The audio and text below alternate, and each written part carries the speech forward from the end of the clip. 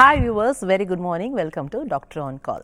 ஒவ்வொரு நாளும் நம்ம ஆரோக்கியம் சார்ந்த பல கேள்விகள் மற்றும் சந்தேகங்களை விளக்குவதற்காக RJR மருத்துவமனையிலிருந்து டாக்டர்கள் வருகை தந்து அது குறித்த பல விளக்கங்கள் நம்ம கொடுத்துட்டு வந்துட்டு இருக்காங்க. அந்த வகையில் இன்னைக்கு RJR மருத்துவமனையின் சிறப்பு மருத்துவர் தேவி சரவண்யா அவர்கள் பங்கெடுக்கிறாங்க. இன்றைக்கு நம்ம ஆஸ்மா குறித்து பல கேள்விகள் நம்ம கேட்க இருக்கோம். நேர்கள் 0444599695 என்ற தொலைபேசி எண்ணுக்கு தொடர்பு கொண்டு உங்களுடைய கேள்விகள் மற்றும் சந்தேகங்களை கேட்கலாம். வணக்கம் டாக்டர். டாக்டர், பொதுவாகவே ஆஸ்மா அப்படிங்கிறது அந்த காலத்தில் ரொம்ப தீவிரமான ஒரு நோயாக வந்துட்டு இருந்தது. ஸோ இப்போ ஓரளவு கட்டுப்பாட்டுக்குள்ளே இருந்தாலுமே கூட, ஆனால் இன்னைக்கு இருக்கிற சுச்சுவேஷன் நிறைய பேருக்கு இந்த நோய் தாக்குதல் இருந்துகிட்டே தான் இருக்கு. இதுக்கான அடிப்படை காரணம் என்ன டாக்டர்? ஓகே, இந்த ஆஸ்மா தொந்தரவுக்கு பார்த்தீங்கன்னா காரணங்கள் அடிப்படை காரணம் அப்படின்னு பார்த்தோம்னா நம்மளுக்கு செரிமான கோளாறுகள், அதனால நம்மளுக்கு டைஜஷன் ப்ராப்ளம் ஏற்படுறதுனால, இன்டைஜஷன் பிரச்சனை ஏற்படுறதுனால வயிற்றுல நம்மளுக்கு மந்தம் பிடிச்சு நம்மளுக்கு ஆஸ்மா தொந்தரவு நம்மளுக்கு உருவாகுது. இப்போது மெயினாக நிறையா பேர்த்துக்கு பார்த்துக்கிட்டிங்கன்னா ஆஸ்மா ப்ராப்ளம் சின்ன வயசுலேருந்து இருக்குது. 3 மாத குழந்தையிலேருந்து ஆஸ்மா தொந்தரவு இருக்குது, 6 மாதத்துலேருந்து ஆஸ்மா தொந்தரவு அவங்களுக்கு இருக்குது. சின்ன வயசில் 8 வயசில் 9 வயசில் அந்த ஆஸ்மா தொந்தரவு ஸ்டார்ட் ஆச்சு. இன்னும் 10 வருஷமாக 15 வருஷமாக அந்த தொந்தரவு இருந்துகிட்டே இருக்குது அப்படின்னா மருத்துவமனையில் பார்த்திங்கன்னா நிறையா பேஷண்ட் வருவாங்க. அப்போது ஆஸ்துமா அப்படிங்கிறது ப்ராப்ளம் எப்போ நம்மளுக்கு உருவாகும் அப்படின்னா, நுரையீரல் சுருங்கி விரிகிற தன்மை கொஞ்சம் கொஞ்சமாக இழந்து போயிடும். சுவாச குழாய் ஃபுல்லாக நம்மளுக்கு சுருங்கி போயிடும். அப்படி சுருங்குறப்போ நம்மளுக்கு மூச்சு காற்று உள்ளுக்குள்ளே இழுக்கிறதுக்கும் சிரமமாக இருக்கும், வெளியே விடுறதுக்கும் சிரமமாக இருக்கும். இந்த ஸ்டேஜ் தான் நம்ம ஆஸ்துமா அப்படின்னு நம்ம சொல்லுவோம். டோட்டலாகவே நம்மளுக்கு நுரையீரலில் நம்மளுக்கு மாற்றங்கள் ஏற்பட்டது, நுரையீரல் அந்த சுவாச குழாய் எல்லாமே நம்மளுக்கு சுருக்கம் ஏற்பட்டது அப்படின்னா நம்மளுக்கு இந்த ஒரு கண்டிஷன் நம்மளுக்கு தொடர்ந்து இருந்துக்கிட்டே இருக்கும். திடீர்னு ஒரு சமயத்தில் குளிர் காற்றுல எக்ஸ்போஸ் ஆகிட்டாங்க, இல்லாட்டி மழை காலமோ குளிர்காலமோ வந்துருச்சு அப்படின்னா உடனே அவங்களுக்கு ஆஸ்மா இன்டியூஸ் ஆகி ஆஸ்மாட்டிக் அலர்ஜி உருவாக ஆரம்பிச்சிடும். அப்புறம் திடீர்னு ஏதாவது ஒரு செரிமானம் ஆகாத உணவுகளை எடுத்துக்கிட்டாங்க அப்படின்னாலும், கிரவுண்ட் நட்டு, ஃபிஷ்ஷு, இல்லை சில பேர்த்துக்கு நான்வெஜ்ஜு, ஈஸியாக டைஜஷன் ஆகாமல் உணவுப் பொருட்கள் ஏதாவது எடுத்துக்கிறாங்க அப்படின்னாலும் ஃபுட்னால் அவங்களுக்கு இன்டைஜஷன் ப்ராப்ளம் ஏற்பட்டு வயிற்றில் மந்தம் பிடிச்சி மந்தம் கனமாக மாறி உடனே அவங்களுக்கு வீசிங்காக உற்பத்தி ஆக ஆரம்பிச்சிருது. அடுத்து பார்த்திங்க அப்படின்னா சில பேர்த்துக்கு டஸ்ட்டு, ரோட்டில் போகிறாங்க, வீதியில் போகிறாங்க, இல்லை ஏதாவது வெஹிக்கிள்ஸோடைய புகை, இது எல்லாமே திடீர்னு நுகர்ந்துருவாங்க. டஸ்ட்டு தூசி தட்டும் போது டஸ்ட் அலர்ஜி ஆகிடும், உடனே அவங்களுக்கு வீசிங் வர ஆரம்பிச்சிடும். அந்த மாதிரியும் ஒரு சில பேர்த்துக்கு இருக்கும். அப்புறம் ஒரு சில பேர்த்துக்கு பார்த்துக்கிட்டிங்கன்னா நாள்பட ஏதாவது ஒரு கம்பெனியில் வேலை பார்ப்பாங்க. துணி நெய்கிற கம்பெனியாக இருக்கலாம், இல்லாட்டி மசாலா கம்பெனியாக இருக்கலாம், இல்லாட்டி சிமெண்ட் கம்பெனியாக இருக்கலாம், இல்லாட்டி ஏதாவது பவுடர் ஏதாவது பண்ணுற கம்பெனியாக இருக்கலாம், அலுமினியம் பவுடர் ஃபுல்லாக அரைக்கிற கம்பெனியாக இருக்கலாம். இந்த மாதிரி நாள்பட பார்த்திங்க அப்படின்னா ஒரு சில கம்பெனியில் ஒர்க் பண்ணுறப்போ அதில் இருக்கக்கூடிய படிமங்கள், டஸ்ட்டுகள், தூசி, துகள்கள், இது எல்லாமே நாள்பட நம்மளுடைய நுரையீரலுக்குள்ளே கொஞ்சம் கொஞ்சமாக நம்மளுக்கு படிய ஆரம்பிக்கும். அது படிஞ்சுது அப்படின்னாலும் நம்மளுக்கு நுரையீரல் நம்மளுக்கு பழுதடைஞ்சு போய் உள்ளுக்குள்ளே நம்மளுக்கு நிறைய டஸ்ட் நம்மளுக்கு உள்ளுக்குள்ளே சேருது. சில இதை நம்மளுக்கு தும்மல் மூலமாக அந்த டஸ்ட்டு ஃபுல்லாக நம்மளுக்கு வெளியேற்றி விட்டுரும். நார்மலாகவே நம்மளுடைய பாடி உள்ளுக்குள்ளே ஏதோ ஒரு ஃபாரின் பார்ட்டிக்கல் போகுது அப்படின்னா தும்மல் மூலமாக, மூக்கு ஒழுகுதல் மூலமாக அதை வெளியேற்றி விட்டுரும். ஆனால் அது வெளியேறாமல் அது நாள்பட உள்ளுக்குள்ளே போய் நம்மளுக்கு நுரையீரலுக்குள்ளே படிகிறப்பையும் நாள்பட்டு பார்த்திங்க அப்படின்னா அவங்களுடைய தொழில் ரீதியாகவும் ஆஸ்மா தொந்தரவு உருவாக ஆரம்பிக்கும். அதுக்கப்புறம் பார்த்திங்க அப்படின்னா ஸ்மோக்கிங், ஆல்கஹால். ஸ்மோக்கிங் ஆஸ்மா வர்றதுக்கு ஒரு ரொம்ப ரொம்ப முக்கிய காரணமாக இருக்குது. என்ன அப்படின்னா புகைப்பிடித்தல் பண்ணுறப்போ நம்மளுக்கு நிக்கோட்டினுடைய அளவு பார்த்திங்க அப்படின்னா அதிகமாக உள்ளுக்குள்ளே நம்மளுக்கு படிய ஆரம்பிக்கும். புகைப்பிடிக்கிறவங்களுக்கு லேட்டாக படியும், ஆனால் அதுக்கு முன்னாடி ஆப்போசிட்டில் புகைப்பிடிக்கிறவங்க பக்கத்தில் இருக்கவங்க பாசிவ் ஸ்மோக்கர்ஸ்க்கு ரொம்ப ஜாஸ்தியான அளவில் நம்மளுக்கு அஃபெக்ட் ஆக ஆரம்பிச்சிடும். அப்படி இருக்கப்போ நம்மளுக்கு பார்த்திங்கன்னா புகைப்பிடிக்கல் அந்த பழக்கம் இருக்கிறப்போ வந்து அந்த சிகரெட்டில் இருக்கக்கூடிய அந்த நிக்கோட்டின் இருக்குது பார்த்தீங்களா, அந்த நிக்கோட்டின் வந்து நம்மளுக்கு பிளட்டில் நம்மளுக்கு படியும். அதுக்கப்புறம் வந்து நம்மளுக்கு நுரையீரலுக்குள்ளேயும் அந்த நிக்கோட்டின் வந்து நம்மளுக்கு படிய ஆரம்பிச்சிடும். ஸ்மோக்கிங் மூலமாக நுரையீரல் வந்து அப்படி கருப்பு கலரில் நம்மளுக்கு மாற ஆரம்பிச்சிடும். ஸ்மோக்கிங்கோடைய லங்ஸ் வந்து அட்டாப்சி எடுத்ததுக்கப்புறம் பார்த்தோன்னா ஒரு மாதிரி கருப்பு கலரில் அதை வந்து ஸ்க்வீஸ் பண்ணோம் பிழிஞ்சோம் அப்படின்னாவே அப்படி ஒரு மாதிரி கருப்பு கலரில் களி மாதிரி அழுக்கு மாதிரி வரும். அந்த மாதிரி நுரையீரல் பழுதடைஞ்சு போயிருக்கும். அது மாதிரி காரணங்கள்னாலையும் நம்மளுக்கு கண்டிப்பான முறையில் நிறைய பேர்த்துக்கு ஆஸ்மா தொந்தரவு வருது. சிகரெட் ஸ்மோக்கிங் வந்து யாருக்கெல்லாம் நிறைய அந்த ஹிஸ்ட்ரி இருக்கோ கண்டிப்பாக அவங்களுக்கு வந்து ஒரு 10 வருஷமோ 20 வருஷமோ தாண்டி அவங்களுக்கு நுரையீரல் பழுதடைஞ்சு போய் ஆஸ்மா தொந்தரவு ஏற்பட ஆரம்பிக்குது. அதுக்கப்புறமா பாக்டீரியா அண்ட் வைரஸ்னால நம்மளுக்கு ஆஸ்மா தொந்தரவு ஏற்படுது. ஒரு வைரல் இன்ஃபெக்ஷன், ரினோ வைரஸ், சளி, காமன் கோல்டை வந்து காஸ் பண்ணக்கூடிய ஒரு வைரஸ் வந்து ரினோ வைரஸ். அது வைரஸ் தான். அதனாலையும் நம்மளுக்கு வந்து பின்னாடி நுரையீரல் நம்மளுக்கு பழுதடைஞ்சு போச்சு அப்படின்னா ஆஸ்மா தொந்தரவு ஏற்பட ஆரம்பிக்கும். அப்புறம் ஒரு சில பாக்டீரியா வகைகள், என்ன பாக்டீரியானா டியூபர்குலோசிஸ் பாக்டீரியா. டியூபர்குலோசிஸ் பாக்டீரியா வந்து நுரையீரலுக்குள்ளேயோ மற்ற பாகங்களில் நம்மளுக்கு வளர்றப்போ சளி பிடிக்க ஆரம்பிக்கும். அந்த டியூபர்குலோசிஸ் பேசிலை என்ன பண்ணும், நுரையீரலை ஃபுல்லாக ஆரோக்கியமாக இருக்கக்கூடிய செல்ஸை ஃபுல்லாக நம்மளுக்கு போய் அழிக்க ஆரம்பிச்சிடும். இது வளர்ந்துட்டு வந்து நம்மளுக்கு இம்யூனிட்டி பவர் நம்மளுக்கு குறைவு ஏற்பட்டுரும். இது நுரையீரல் ஃபுல்லாக நம்மளுக்கு வளர்ச்சி அடைஞ்சிட்டு இருந்தது அப்படின்னா நுரையீரல் வந்து சுருங்கி விரிகிற தன்மையை வந்து இழந்துரும். அந்த பல லட்சக்கணக்கான காற்றறைகள் வந்து உள்ளுக்குள்ளே இருக்கக்கூடியது வந்து நம்மளுக்கு சுருங்கி போயிடும். ஆட்டோமேட்டிக்காக ரத்த ஓட்டம் சரியாக இருக்காது, உடம்புல வந்து சரியான அளவு ஸ்ட்ரென்த் இருக்காது, உடம்பு தேஞ்சு நம்மளுக்கு மங்கி போயிட்டே இருக்கும். இதுக்கு மாத்திரைகள் மருந்துகள் எடுத்து நம்ம சரி பண்ணி கொண்டு வந்தாலும் கூட அந்த கிருமிகள் முற்றிலும் நம்ம அழித்தாலும் கூட போஸ்ட் டியூபர்குலோசிஸ் ஸ்டேட்டஸில் பார்த்திங்க அப்படின்னா நிறைய பேர்த்துக்கு வீசிங் வர்றதுக்கு நிறையா வாய்ப்புகள் இருக்குது. வாய்ப்புகளை தாண்டி நிறையா பேர்த்துக்கு போஸ்ட் டியூபர்குலோசிஸ் ஸ்டேட்டஸில் வந்து வீசிங் தான் இருக்குது. ஆஸ்மா தொந்தரவு அதை தாண்டி வந்துடுது. அப்புறம் ஒரு சில ஆன்டிபயோட்டிக்ஸு, ஏதாவது ஒரு சில மாத்திரைகள் வந்து ஒவ்வாமை ஏற்பட்டு அது அவங்களுக்கு வந்து அலர்ஜி ஆகிட்டு சிலது சேராமல் நுரையீரலில் வந்து நீர் மாதிரி கோர்த்துக்கும். அந்த நீர் கோர்த்துக்கிடுச்சு அப்படின்னாலும் நுரையீரலுடைய உரை பகுதியிலையும் நம்மளுக்கு நீர் மாதிரி கோர்த்துக்கும். அது நீர் கோர்த்துக்கிடுச்சு அப்படின்னாலும் நம்மளுக்கு மூச்சு வாங்குறதுக்கும் மூச்சு வெளியே விடுறதுக்கும் நம்மளுக்கு சிரமம் ஏற்படும். இதனாலையும் நம்மளுக்கு ஆஸ்மா தொந்தரவு நம்மளுக்கு ஏற்பட ஆரம்பிக்குது. இது மாதிரி ஆஸ்மா தொந்தரவு அப்புறம் சில பேர் பெட் அனிமல்ஸ் வளர்ப்பாங்க பார்த்தீங்களா, அதெல்லாம் வீட்டுக்குள்ளெல்லாம் விட்டுட்டு இருப்பாங்க. அதுலேருந்து வரக்கூடிய அந்த டேண்டரு, அதுலேருந்து வரக்கூடிய அந்த முடி துகள்கள் எல்லாமே நம்மளுக்கு வந்து உள்ளுக்குள்ளே நம்மளுக்கு மூக்கு வழியாக நம்மளுக்கு போச்சு அப்படின்னாலும் இதனால நம்மளுக்கு ஆஸ்மா தொந்தரவு நம்மளுக்கு உருவாகும். இந்த மாதிரி நிறைய காரணங்கள் ஆஸ்மா உருவாகிறதுக்கு நிறைய காரணங்கள் வந்து இருக்குது. இது வந்துருச்சு அப்படின்னா பேஷண்ட் என்ன மாதிரியான தொந்தரவுகளை ஃபேஸ் பண்ணுவாங்க அப்படின்றத பற்றி நம்ம தொடர்ந்து பார்ப்போம். டாக்டர், நம்ம தொடர்ந்து பேசலாம். அதுக்கு முன்னாடி நேர ஒருத்தவங்க இணைகிறாங்க. வணக்கம், டாக்டர் ஆன் கால். யார் எங்கேருந்து அழைக்கிறீங்க? வணக்கம். வணக்கம், நீங்க இணைப்புல இருக்கீங்க, தொடர்ந்து பேசுங்க.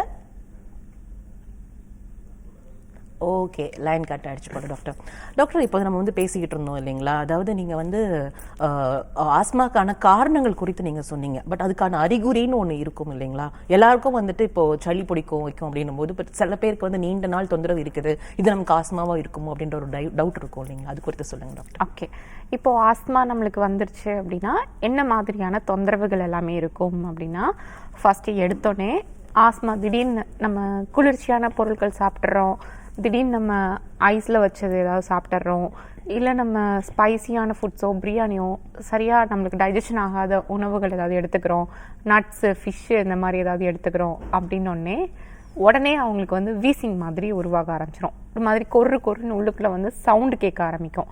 அது வந்து அந்த சவுண்டு வந்து பார்த்திங்கன்னா மியூசிக்கல் இன்ஸ்ட்ருமெண்ட் மாதிரி வீணை, யாழ் இந்த மாதிரியான சவுண்ட் வந்து நம்மளுக்கு சுவாச குழாய்க்குள்ளே நம்மளுக்கு கேட்குற மாதிரியே பேஷண்ட் உணர்வாங்க. மூச்சு வந்து திணறி எடுப்பாங்க. மூச்சு வெளியே விடுறதுக்கும் கஷ்டமாக இருக்கும், உள்ளுக்குள்ளே இழுக்கிறதுக்கும் ரொம்ப கஷ்டமாக இருக்கும். சிரமப்பட்டு மூச்சு எடுப்பாங்க. மூச்சு வாங்குறது ஃபாஸ்ட்டாக இருக்கும். ஏன்னா உள்ளுக்குள்ளே வரைக்கும் ஏர் போயிட்டு நம்மளுக்கு வெளியே வராது. உள்ள ஃபுல்லாக சுருங்கி இருக்கிறதுனால, அடைச்சிருக்கிறதுனால, நீர் கோர்த்துருக்கிறதுனால, சுவாச குழாய் சுருங்கி இருக்கிறதுனால, தாபிதம் உள்ளுக்குள்ளே ஆயிருக்கிறதுனால, சுவாச குழாய் உள்சுவர்கள்லாம் நம்மளுக்கு வீக்கம் ஏற்பட்டு கோளையும் அது நம்மளுக்கு உள்ளுக்குள்ளே அடைச்சிக்கிறதுனால பார்த்தீங்க அப்படின்னா ஏர் வந்து டீப்பாக நம்மளுக்கு போயிட்டு வராது. அதனால ரெஸ்பிரேஷன் ரேட் பார்த்திங்க அப்படின்னா நார்மலாக நம்மளுக்கு ரெஸ்பிரேஷன் ரேட் வந்து ஒரு நிமிஷத்துக்கு நம்மளுக்கு 16 தடவை 17 தடவை நம்மளுக்கு வந்து இருக்கக்கூடியது வந்து நார்மலான ஒரு விஷயம். அதே இது ஆஸ்மா தொந்தரவு இருக்கவங்களுக்கு வந்து ரெஸ்பிரேட்டரி ரேட் பார்த்திங்க அப்படின்னா ஒரு நிமிஷத்துக்கு 20 தடவை 21 தடவை 22 தடவை அந்த மாதிரி ஜாஸ்தியான அளவில் இருக்கும்.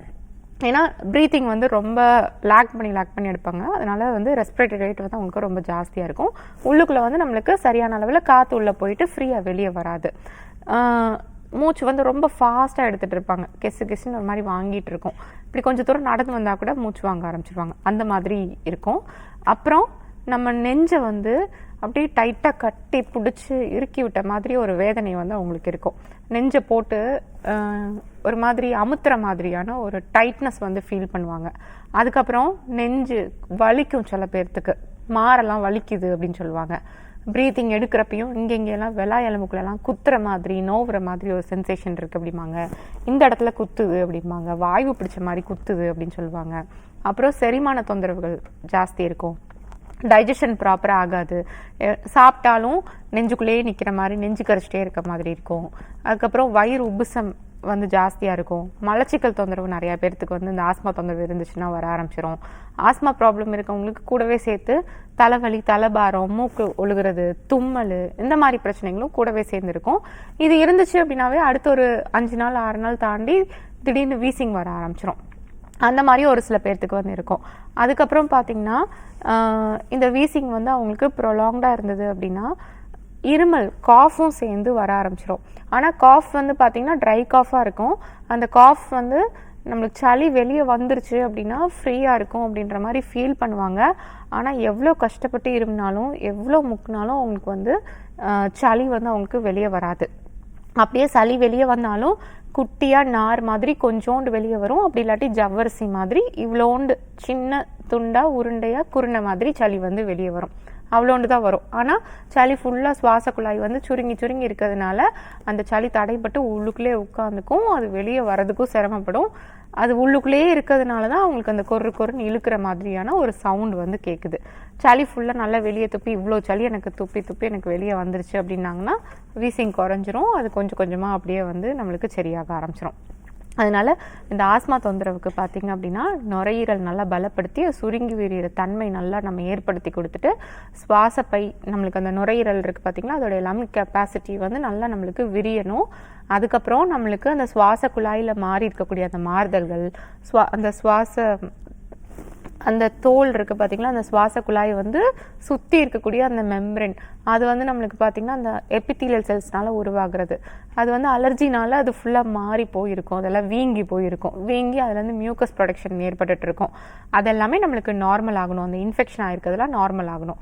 சுவாச குழாய் உள்ளுக்குள்ளே வீங்கி இருக்குது, அதோடைய சுவரெல்லாம் வீங்கி இருக்கிறதுலாம் பார்த்திங்கன்னா நம்மளுக்கு கொஞ்சம் கொஞ்சமாக நம்மளுக்கு சப்சைட் ஆகி நம்மளுக்கு நார்மல் ஆகி சுவாச குழாய் வந்து நம்மளுக்கு நேராக நம்மளுக்கு ஸ்மூத்தாக இருக்கணும். அப்புறம் உள்ளே ப்ரொடியூஸ் ஆகிட்டு வரக்கூடிய அந்த மியூக்கஸ், அந்த கோலை செக்ரீஷன் வந்து நம்மளுக்கு குறைய ஆரம்பிக்கணும். இதெல்லாம் நம்ம சளியை வந்து வெளியேற்றி விட்டாதான், அப்புறப்படுத்தி விட்டாதான் இதெல்லாம் நம்மளுக்கு சரியாக ஆரம்பிக்கும்.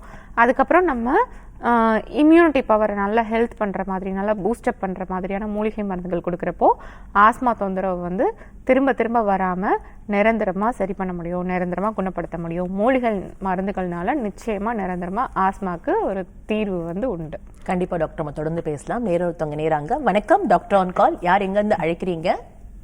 ஹலோ, வணக்கம் மேடம். வணக்கம்ங்க, உங்க பேர் சொல்லுங்க.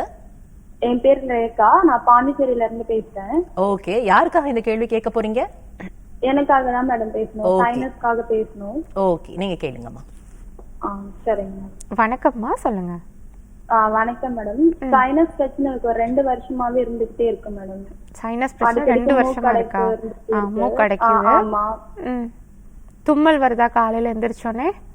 ஆமா, தும்மல் வருது, தலை வேற வலிச்சுக்கிட்டே இருக்கிற மாதிரி இருக்கு. தலை வலிக்குது.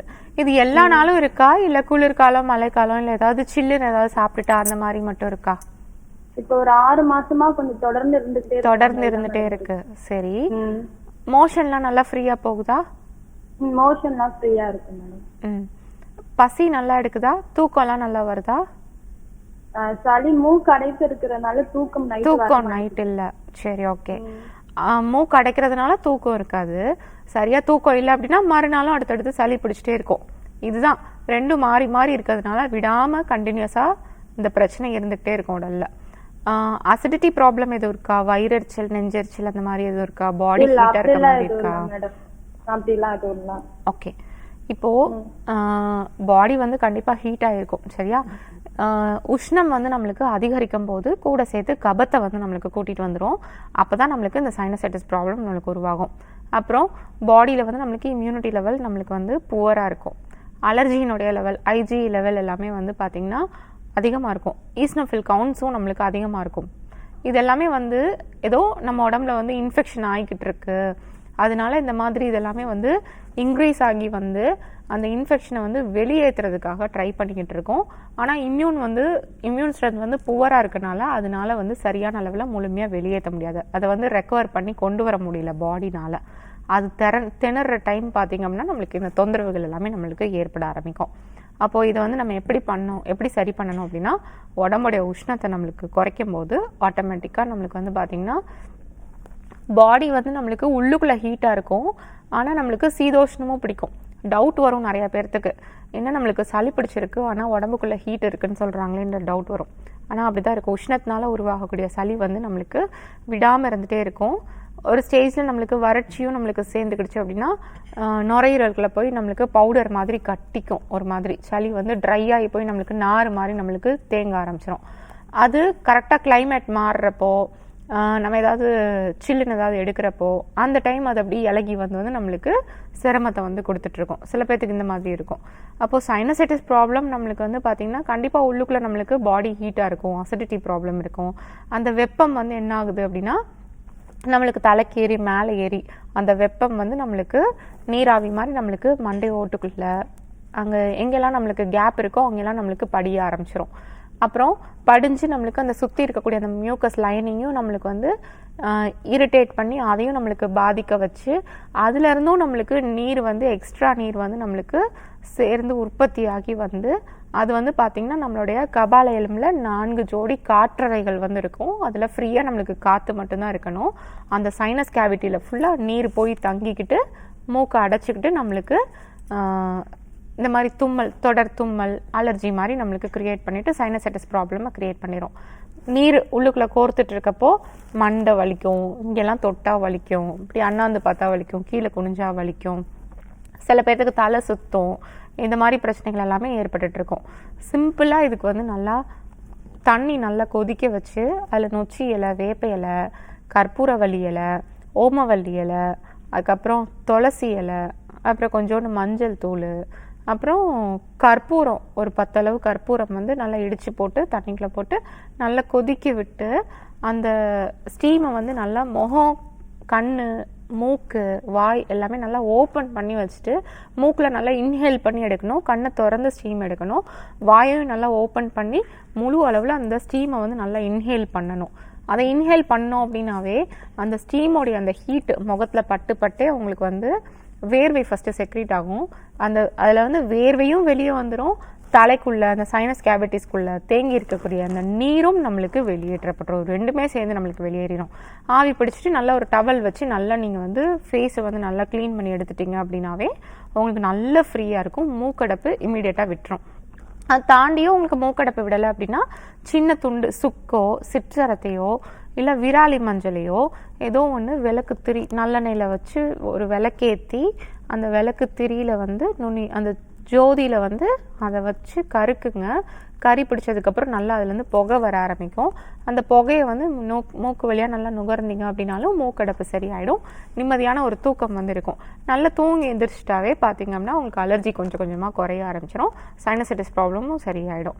இதை தாண்டியும் ப்ராப்ளம் இருக்குது, இன்னும் சிவியராக இருக்குது அப்படின்னா RJR ஹெர்பல் மருத்துவமனையில் நாங்கள் கொடுக்கக்கூடிய மூலிகை மருந்துகள் 3 மாதம் கரெக்டாக சாப்பிட்டு வாங்க. சைனசைட்டிஸ் ப்ராப்ளம் எங்கே போச்சுன்னே தெரியாத அளவுக்கு நம்மளுக்கு சரியாயிடும். நிரந்தரமான ஒரு தீர்வு வந்து உண்டு. டாக்டர் நம்ம தொடர்ந்து பேசலாம். அதுக்கு முன்னாடி நேர் இணைகிறாங்க. வணக்கம் டாக்டர் ஆன் கால். யார் எங்க இருந்து அழைக்கிறீங்க? ஹலோ, வணக்கம்ங்க. Good morning ma'am. Okay, good morning. Panavaram side ma'am. Doctor okay, யாருக்காவது கேள்வி கேட்க விரும்புறீங்கம்மா? டாக்டர் சொல்லுங்க. டாக்டர் ஓகே, உங்க டாக்டருக்காக நீங்க கேட்க போறீங்க, கேளுங்க. அம்மா வணக்கம். Good morning ma'am. மேம் எங்க பொண்ணுக்கு பிசிஓடி ப்ராப்ளம் இருக்குங்க மேம். எவ்வளவு நாளா இருக்கு? அது 2 இயர்ஸா இருக்குங்க மேம். 2 இயர்ஸா இருக்கு. ஓகே. ஹலோ. சொல்லுங்க. ட்ரீட்மெண்ட் எடுத்தோம் மேம். சரி. இங்கிலீஷ் இதுல எடுத்தோம். நாங்க கர்நாடகா சைடுல போயிட்டு நாங்க ட்ரீட்மெண்ட் எடுத்தோம் மேம். சரி. அவங்க வந்துட்டு சில டேப்லெட்ஸ் சிரப்ஸ் எல்லாம் கொடுத்தாங்க. சாப்பிட்டேன். சாப்பிட்டு கொஞ்ச நாள் நல்லா இருந்து மீண்டும் அவளுக்கு ப்ராப்ளம் இரெகுலர் பீரியட்ஸ் இதுவாகுதுங்க மேம். அவங்க என்னன்றாங்கன்னா இது கியூரபிள் ஆகாது, நீங்களா எதனா எக்ஸசைஸ் எதனா பண்ணி நீங்க கியூர் பண்ணிக்கணும், அப்பதான் இதெல்லாம் ஒன்னும் இம்ப்ரூவ்மெண்ட் எல்லாம் ஆகாது அப்படின்னு சொல்றாங்க மேம். சரி, இதுக்கு என்ன எக்ஸசைஸ் பண்ணா என்ன, எது மாதிரி எக்ஸசைஸ் பண்ணலான்ட்டு. இங்க பாருங்க, பிசிஓடி வந்து கியூரபிள் ஆகாது அப்படின்னு சொன்னாங்கன்னா அதெல்லாம் நம்பவே நம்பாதீங்க. எத்தனையோ பேர் பிசிஓஎஸ் அப்படின்னு சொல்லி ஸ்கேன் எடுத்துட்டு வந்திருக்காங்க. ட்ரீட்மெண்ட்டுக்கு அப்புறம் ஓவர் எல்லாமே நார்மல் ஆயிடுக்கு. யார் சொன்னா பிசிஓடி வந்து கியூர் ஆகாதுன்னு சொல்லிட்டு? கண்டிப்பா பிசிஓடி வந்து கியூர் ஆகும். இது வந்து பாத்தீங்கன்னா நம்மளுடைய அந்த ரீப்ரொடக்டிவ் ஏஜ் அப்படின்னு நம்ம சொல்றோம் பாத்தீங்களா, பியூபர்ட்டில இருந்து நம்மளுக்கு மெனோபாஸ் ஆகக்கூடிய அந்த நடுவுல வந்து நம்மளுடைய ஓவரியில வந்து ஏற்படக்கூடிய ஒரு சின்ன ஹார்மோனல் இம்பேலன்ஸ்னால நம்மளுக்கு பிசிஓடி ப்ராப்ளம் நம்மளுக்கு ஏற்படுது. முதல்லாம் பிசிஓடி வந்து இருக்கவே இருக்காது, ரேரா யாருக்கோ தான் இருக்கும். ஏன் அப்படின்னா நல்ல வேலை பார்ப்பாங்க பெண்கள், கீழே டெய்லி முத்தம் தொளிச்சு டெய்லி கோலம் போடுவாங்க. அது ஏன் அப்படின்னா நல்லா இடுப்பு எலும்பு எல்லாமே நல்லா இருக்கணும், நல்லா ஸ்ட்ரென்த்தாக இருக்கணும். அந்த காலத்துல எல்லாம் பார்த்தீங்கன்னா குழந்தைங்க ஒருத்தவங்களுக்கு ஒரு நபருக்கு வந்து குழந்தைங்க எவ்வளோ அப்படின்னு கேட்டோம் அப்படின்னாவே 8 பிள்ளைங்க 9 பிள்ளைங்க 10 பிள்ளைங்க அப்படின்னு அடுக்கிட்டே தான் போவாங்க. 13 பிள்ளைங்களாம் இருந்திருக்காங்க ஒருத்தவங்களுக்கு.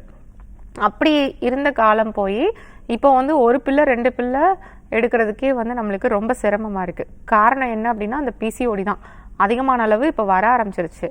காரணம் என்னன்னா பிராய்லர் சிக்கனு, அப்புறம் நிறைய ஸ்நாக்ஸு, ஜங்க் ஃபுட்ஸு, பீஸா, பர்கர், இந்த மாதிரி நிறைய துரித உணவுகள் வந்துருச்சு பார்த்தீங்களா. இதுதான் முக்கியமான காரணம். அதை ஃபஸ்ட்டு நம்ம ஸ்டாப் பண்ணிவிட்டு வெயிட்டை நல்லா குறைச்சிட்டு வந்தாவே பீரியட்ஸ் வந்து நார்மலாக வர ஆரம்பிச்சிடும். பீரியட்ஸ் மாதம் வர ஆரம்பிச்சிருச்சு அப்படின்னாவே ஒரு 5-6 மாதம் தொடர்ந்து நம்மளுக்கு வந்துருச்சு அப்படின்னா போய் ஸ்கேன் எடுத்து பாருங்க, பிசிஓடியே இருக்காது. ஏன்னா பீரியட்ஸ் வந்து வராமல் நம்மளுக்கு இரெகுலராக டைம் தள்ளி போகிறதுனால தான் ஒரு கருமுட்டையாக நம்மளுக்கு வந்து நீர்னால நம்மளுக்கு சூழ்ந்துக்கிடுது. அது மொத்தமாக சேர்ந்து நம்மளுக்கு பார்த்திங்கன்னா ஓவரியில் வந்து சின்ன ஃபாலிகுல்ஸாக வந்து நீர் கோர்த்துக்கிட்டு அது பாதி அளவில் மெச்சூர் ஆகிருக்கும், பாதி அளவில் இம்மெச்சூர் ஆகிருக்கும், பாதி அளவு இன்னும் கொஞ்சம் பெருசாக இருக்கும், பாதி குட்டியாகவே இருக்கும். டோட்டலாக நம்ம பரவலாக பார்க்குறப்போ பார்த்திங்கன்னா so many immature follicles present inside the ovary அப்படின்னு போட்டு கொடுத்துருவாங்க. இது வந்து சரியாகாது, இதுக்கு நீங்கள் மாத்திரை எடுத்துக்கணும். கரெக்டாக வந்து பீரியட்ஸ் வர்றதுக்கு ஒரு 5 டேஸ்க்கு முன்னாடி வந்து ஹார்மோன் டேப்லெட்டை கொடுப்பாங்க. அது போட்ட உடனே ஷெட் ஆகி எண்டோமெட்ரியம் ஷெட் ஆகி நம்மளுக்கு பீரியட்ஸ் வந்துடும். ஆனால் நீர்க்கட்டிகள் வந்து நம்மளுக்கு போயிடுச்சா அப்படின்னு பார்த்தா போகாது. அதை விட்டுட்டு நம்ம என்ன பண்ணணும் அப்படின்னா நல்லா எக்ஸசைஸ் பண்ணணும். அதே மாதிரி உங்களுடைய குழந்தைங்களை கெடுக்கிறதே நீங்கள் தான். பார்த்து பொத்தி வச்சு எந்த வேலையும் செய்யாமல் அவங்களுக்கு எந்த வேலையும் கொடுக்காம நீங்கள் அப்படியே அவங்கள வந்து செல்லமாக வளர்த்துட்டு இருந்தீங்க அப்படின்னா கண்டிப்பாக அவங்க உருப்படாமல் தான் போவாங்க.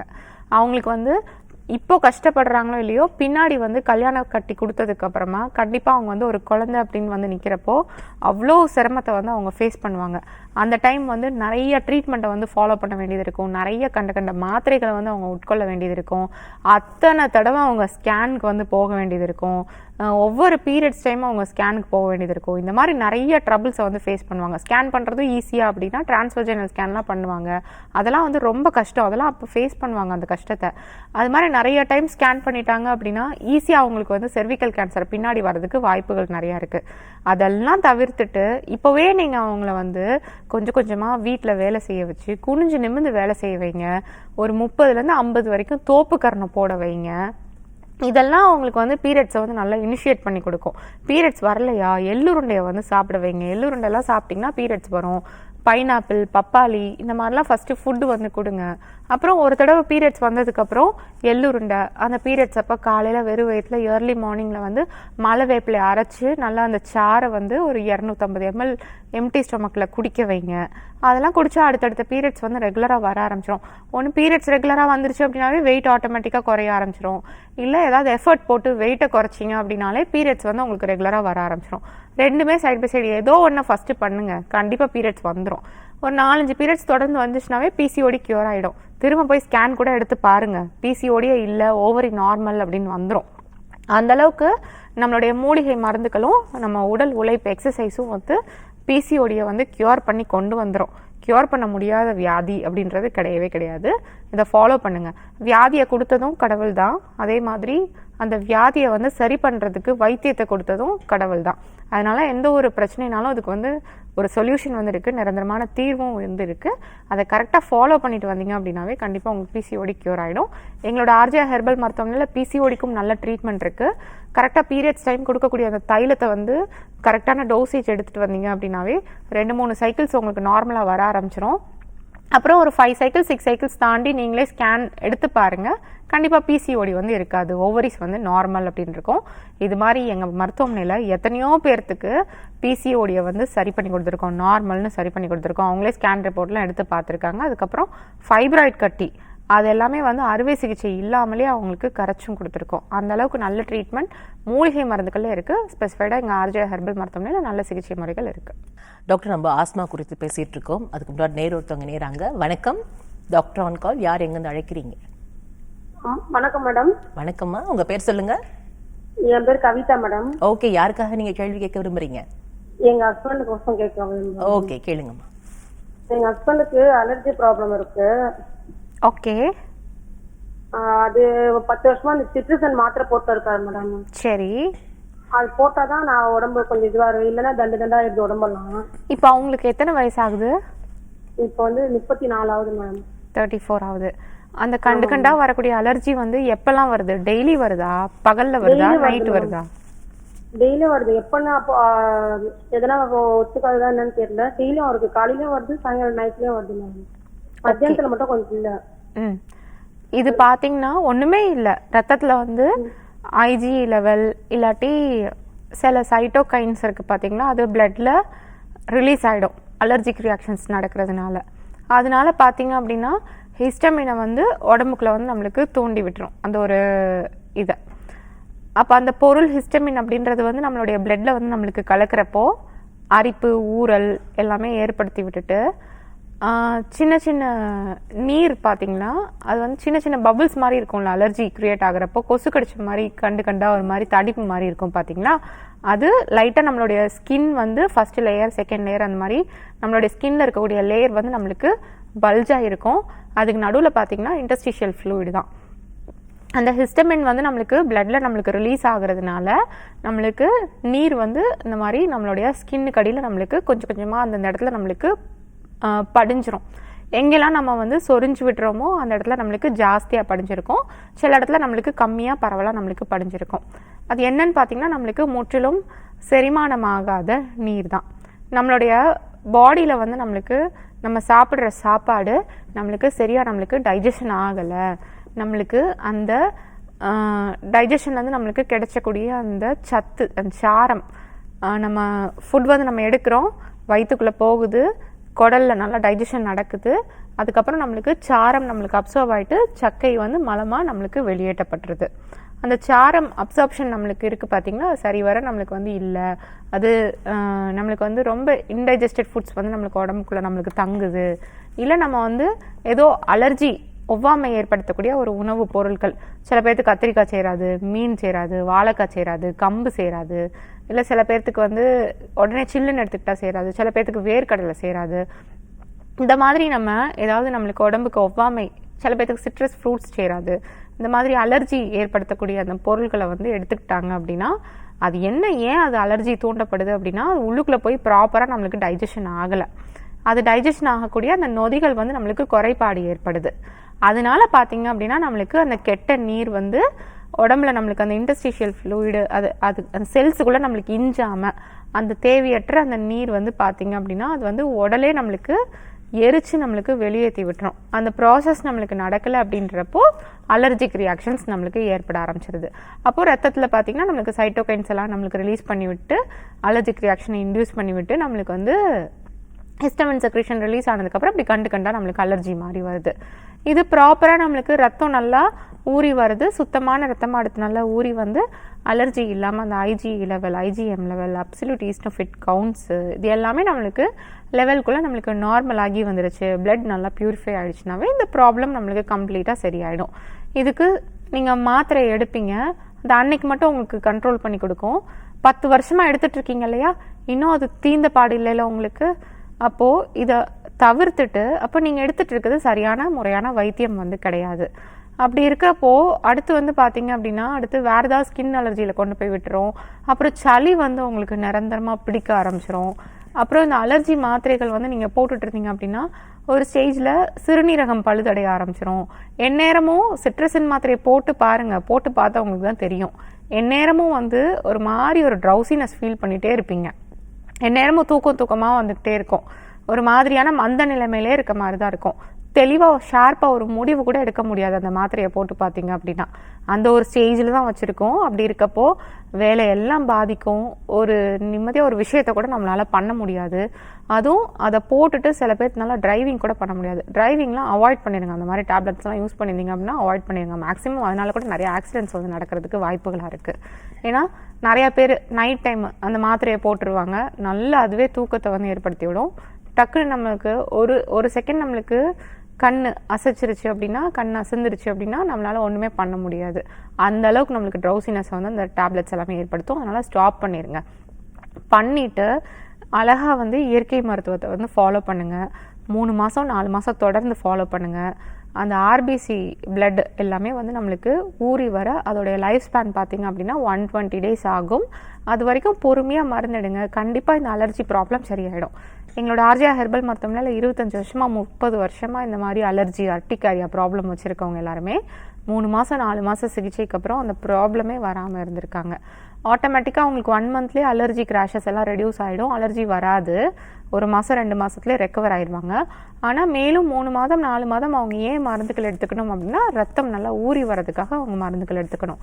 இப்போதைக்கு என்ன பண்ணுறீங்க அப்படின்னா வெற்றிலை காம்பை மட்டும் நல்லா கிள்ளிட்டு 4-5 இலைகள் எடுத்து நல்லா ஒரு பாத்திரத்தில் தட்டி போட்டு தண்ணி 1 டம்ளர் இல்லாட்டி 2 டம்ளர் தண்ணி ஊற்றிக்கோங்க. ஒரு 10 மிளகு எடுத்து அதையும் தட்டி போட்டுக்கோங்க. ரெண்டையும் நல்லா காய்ச்சி அதை வந்து ஒரு 1/4 டம்ளர் தண்ணி ஃபில்ட்ரு பண்ணி அதை வந்து குடிச்சிட்டு வாங்க. இது தொடர்ந்து 3 months ஃபாலோ பண்ணுங்கள். அப்புறம் பரங்கிப்பட்டை, ஏலக்காய் இதெல்லாமே வந்து நல்லா நம்மளுக்கு வந்து அலர்ஜி கிராஷஸை வந்து நம்மளுக்கு நல்லா சரி பண்ணி கொடுக்கக்கூடியது. ஏலக்காய் வந்து பித்தத்தை குறைக்கும், நல்லா டைஜஷனை வந்து நல்லா இம்ப்ரூவ் பண்ணி கொடுக்கும். அப்புறம் பரங்கிப்பட்டையெல்லாம் எடுக்கிறப்போ ரத்தத்தில் இருக்கக்கூடிய கிருமிகள், அலர்ஜிகள் எதுவாக இருந்தாலும் நம்மளுக்கு சரியாக போயிடும். நிறைய டைம் அந்த பரங்கிப்பட்டையை வந்து எப்படி ப்ராசஸ் பண்ணி சாப்பிட்டுது அப்படின்லாம் சொல்லியிருக்கேன் நான். அதுபடி கரெக்டாக ஃபாலோ பண்ணிடுவாங்க, கண்டிப்பாக சரியாயிடும். சப்போஸ் இதெல்லாம் என்னால் டைம் எடுத்து கேர் எடுத்து என்னால் எடுத்துக்க முடியலை அப்படின்றவங்க வந்து RJR ஹெர்பல் மருத்துவமனையில் நாங்கள் கொடுக்கக்கூடிய மூலிகை மருந்துகளை தொடர்ந்து 3-4 months எடுங்க. நிரந்தரமாக அலர்ஜி ப்ராப்ளம் கம்ப்ளீட்டாக க்யூர் பண்ணிடலாம். இது குணமாகக்கூடிய ஒரு விஷயம் தான். ஓகே டாக்டர், அடுத்த ஒரு நேர் இணைந்தீங்க. வணக்கம், டாக்டர் ஆன் கால். யாரெங்க அழைக்கிறீங்க? வணக்கம் வணக்கம், நீங்கள் லைனில் இருக்கீங்க? ஓகே டாக்டர், நம்ம வந்து இதுக்கு முன்னாடி ஆஸ்மா குறித்து நம்ம பார்த்துட்டு வந்துகிட்டு இருந்தோம். ஃபர்ஸ்ட் நம்ம வந்து ஆஸ்மா வரதுக்கான காரணங்கள் பார்த்தோம், அதுக்கப்புறம் அதுக்கான அறிகுறிகள் பார்த்தோம். இப்போ அதுக்கான தீர்வுகள் என்ன டாக்டர்? ஓகே, இப்போது ஆஸ்மாக்கான தீர்வுகள் பார்த்தீங்க அப்படின்னா ஃபஸ்ட்டு அது எங்கே உருவாகுது, எப்படி உருவாகுது அப்படின்றத பார்த்துட்டு அதுக்கேற்ற மாதிரியான தீர்வுகள் வந்து நம்ம கொடுக்குறோம். இப்போது சில பேர்த்துக்கு வந்து எல்லாத்தையும் சரி பண்ணி கொடுக்குறோம். கிளைமேட் ஒரு மலை பிரதேசங்களில் வாழ்கிறாங்க அப்படின்னா அதுக்கேற்ற மாதிரி அவங்களுடைய பாடியை வந்து நம்ம அடாப்ட் பண்ணி கொடுக்கணும். அதுக்கேற்ற மாதிரி உள்ளுக்குள்ளே அவங்களுடைய பாடிக்கு வந்து நம்ம ஹீட் ப்ரொடியூஸ் பண்ணி கொடுக்கணும். அவங்களுக்கு வந்து சுக்குமல்லி காஃபி இந்த மாதிரி ஏதாவது அவங்க ரெகுலராக குடிச்சிட்டு வராங்க அப்படின்னாலும் உள்ளுக்குள்ளே ஒரு இன்டர்னல் ஹீட் அவங்களுக்கு ஏற்படுறது சளியை வந்து அவங்களுக்கு உள்ளுக்குள்ளே வந்து திரும்ப உற்பத்தி ஆகாமல் அது பார்த்துக்கிட்டே இருக்கும். அப்புறம் இந்த ஆஸ்மா தொந்தரவுக்கு பார்த்திங்க அப்படின்னா நம்ம வந்து ஃபர்ஸ்ட் என்ன பண்ணுறோம், வைத்தியத்தில் வந்து ஃபஸ்ட்டு என்ன பண்ணுறோம் அப்படின்னா மலத்தை வெளியெடுக்கக்கூடிய வைத்தியம் தான். ஏன்னா சளி வந்து ஊறி வர இடம், உற்பத்தி ஆகிற இடமே நம்மளுக்கு குடல் தான். குடலில் வந்து பார்த்திங்கன்னா பிசுன்னு ஒரு மாதிரியான சளி வந்து நம்மளுக்கு இருக்கும். அதை ஃபுல்லாக நம்ம வந்து வெளியெடுக்கணும். ஒன்றும் லாக்ஸேட்டிவ் மாதிரி கொடுத்து வெளியே எடுக்கலாம். அப்படி இல்லாட்டி கோலன் ஹைட்ரோதெரப்பி ட்ரீட்மெண்ட்ஸ் இல்லாட்டி இனிமா அந்த மாதிரி ஏதாவது நேச்சுரல் தெராப்பிஸ் மூலமாக நம்ம வந்து மோஷனை வந்து நம்ம வெளியே எடுத்து விட்டுறணும். ஃப்ரீ மோஷன் நல்லா போயிடுச்சு அப்படின்னாவே நம்மளுக்கு செரிமான சக்தி நம்மளுக்கு கொஞ்சம் கொஞ்சமாக நம்மளுக்கு இம்ப்ரூவ் ஆக ஆரம்பிக்கும். அதே மாதிரி நம்ம அட்டிலம் அப்படின்னு சொல்லக்கூடிய அந்த வயிற்று பகுதியில் பார்த்திங்க அப்படின்னா ஒரு விதமான ஹீட் வந்து நம்மளுக்கு இருக்கணும். அங்கே வயிற்று பகுதியில் நம்மளுக்கு அக்னி அது குறைஞ்சிருச்சு அப்படின்னாவே சுத்தமாக செரிமானம் வந்து நம்மளுக்கு இருக்காது. அது குறைஞ்சி போகிறதுனால தான் சீதளம் பிடிச்சி சளி வந்து வர ஆரம்பிக்கும். அப்போது அந்த இதை வந்து நம்ம கொஞ்சம் தூண்டி விடணும். வயிற்றில் அட்டிலத்தில் இருக்கக்கூடிய அந்த அக்னியை வந்து நம்ம தூண்டி விடணும். அப்படின்னா ஹீட்டு சாப்பாடு நம்ம சாப்பிட்டது உடனே வந்து நம்மளுக்கு நல்லா கிளியராக நம்மளுக்கு டைஜஷன் ஆகி அடுத்த நொடியே நம்மளுக்கு ஃபாஸ்ட்டாக டைஜஷன் ஆகி நம்மளுக்கு வெளியேற்றப்பட்டணும். மந்தம் பிடிக்குது காரணமே டைஜஷன் வந்து குறையிறதுனால தான். குடல் சுரப்பிகள் எல்லாமே நம்மளுக்கு சரிவர இல்லை, அதெல்லாம் அப்படியே மந்த நிலைமையில் இருக்குது, அப்படியே குடல் அசைவு இல்லாமல் இருக்குது அப்படின்னாவே சீதளம் பிடிக்க ஆரம்பிச்சிடும், சளி பிடிக்க ஆரம்பிச்சிடும். இப்போ ஃபாஸ்ட்டாக அதோடைய செக்ரீஷன்ஸை வந்து நல்லா ஸ்டிமுலேட் பண்ணி விடணும், இன்டியூஸ் பண்ணி விடணும். அப்போ அதுக்கு வந்து பார்த்திங்கன்னா அந்த கண்டங்கத்திரி, திப்பிலி, கரிமுள்ளி, தூதுவளை இந்த மாதிரி மூலிகைகள் எல்லாமே, துளசி, ஆடாத்தோடை இது மாதிரிலாம் நிறைய மூலிகைகள் இருக்குது பார்த்திங்களா. சூப்பராக மிதமான ஒரு ஹீட்டை வந்து குடல் பகுதியில் வந்து ஏற்படுத்தி கொடுக்கும். எல்லாமே ஹீட் சார்ந்த மூலிகைகள் தான். இதோடு சேர்த்து நம்ம சீரகம் இதெல்லாமே நம்ம சேர்த்து கொடுக்குறப்போ பார்த்திங்க அப்படின்னா நம்மளுக்கு ஃபுல்லும் நம்மளுக்கு பேலன்ஸ்ட் ஆயிரும். ஒவ்வொரு மூலிகைகளும் நம்ம சுத்தி பண்ணி எடுக்கிறப்போ பார்த்திங்க அப்படின்னா ஒரு மிதமான குடலை வந்து நம்மளுக்கு இன்டியூஸ் பண்ணும், எந்த ஒரு சைடு எஃபெக்ட்டும் நம்மளுக்கு ஏற்படுத்தாது. நார்மலாக நம்மளுக்கு எந்த ஒரு தொந்தரவுகளும் இல்லாமல் மருந்துகள் வந்து பார்த்திங்கன்னா சளியை வந்து ஃபஸ்ட்டு வெளியேற்றி விடும், மோஷனோடு சேர்த்து சளியை வந்து வெளியேற்றி விடும். சில பேர்த்துக்கு சளி பார்த்திங்க அப்படின்னா இங்கே மருந்து எடுக்க எடுக்க சின்ன பிள்ளைங்களுக்குலாம் சளியை வந்து வெளியே காரி உமிழ்ந்து துப்ப தெரியாது. அப்படி இருக்கப்போ அவங்களுக்கு மூக்கு வழியாக ஒழுகிறது, மோஷன் வழியாக சளி வந்து வெளியேற்றப்பட்டுரும். சளி வெளியேறினதுக்கப்புறம் டைஜஷன் வந்து நம்மளுக்கு ப்ராப்பர் ஆக்கணும். அப்போ செரிமான உறுப்புகளை நல்லா பலப்படுத்தணும். அதுக்கப்புறம் பார்த்திங்க அப்படின்னா ரத்தத்தில் இருக்கக்கூடிய அந்த இம்யூனிட்டி லெவலை வந்து நல்லா பூஸ்ட் பண்ணி கொடுக்கணும். ஹெல்த்தியான இம்யூனிட்டியாக நம்ம மாற்றி கொடுக்கணும். அலர்ஜிக்குரிய அந்த இம்யூன் இதெல்லாம் இருக்குது பார்த்திங்களா, அதெல்லாம் நம்ம நார்மல் பண்ணி கொண்டு வரணும்.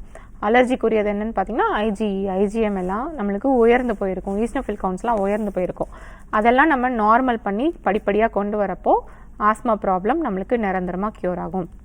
லங் கெப்பாசிட்டியை நல்லா விரிவுபடுத்தி கொடுக்கணும். அதுக்கு பிராணாயாமம் எக்ஸசைஸ் இதெல்லாம் நம்ம தொடர்ந்து பண்ணுறப்போ ஆஸ்மா ப்ராப்ளம் வந்து நம்மளுக்கு நிரந்தரமாக க்யூர் ஆயிரும். 3 மாதத்துலேருந்து 6 மாத காலம் வரைக்கும் நோய்க்கு ஏற்ப மாதிரி நம்ம மருந்துகள் கரெக்டாக ஃபாலோ பண்ணிட்டு வந்தீங்க அப்படின்னா ஆஸ்மா நோய்க்கு நிரந்தரமான தீர்வு இருக்குது. இன்ஹேலர் யூஸ் பண்ணாமல், நெபுலைசர்லாம் யூஸ் பண்ணாமல், இந்த மாதிரி ஆக்சிஜன் மாஸ்க் இதெல்லாம் வைக்காமல் இயற்கையாகவே மூலிகை மருந்துகள்லேயே நிரந்தரமான தீர்வை கொடுத்துடலாம். ஓகே டாக்டர், இவ்வளோ நேரமாக வந்து ஆஸ்மா குறித்து பல்வேறு கேள்விகளுக்கும் சந்தேகங்களுக்கும் ரொம்பவே தெளிவாக நீங்கள் விளக்கத்தை கொடுத்தீங்க. அதே போல் ஆர்ஜேஆர் ஹாஸ்பிட்டலில் வெறும் 3 to 4 மாதத்துலேயே வந்துட்டு இதுக்கான நல்ல ஒரு ட்ரீட்மெண்ட் கொடுத்து இந்த வியாதியை வந்து முற்றிலும் குணமாக்குவதற்கான வழிகளையும் நீங்கள் வந்து சொன்னீங்க டாக்டர். கருத்துக்களை பதிவு செய்தமைக்கு மிக்க நன்றி doctor. Thank you. Okay, doctor on கால் நிகழ்ச்சி கண்டிப்பாக உங்களுக்கு பயனுள்ள நிகழ்ச்சியாக அமைந்திருக்கும் நம்புகிறோம். மீண்டும் மற்றொரு நிகழ்ச்சியில் சந்திக்கும் வரை விடைபெறுவது மும்தாஜ் வெங்கடாச்சல்.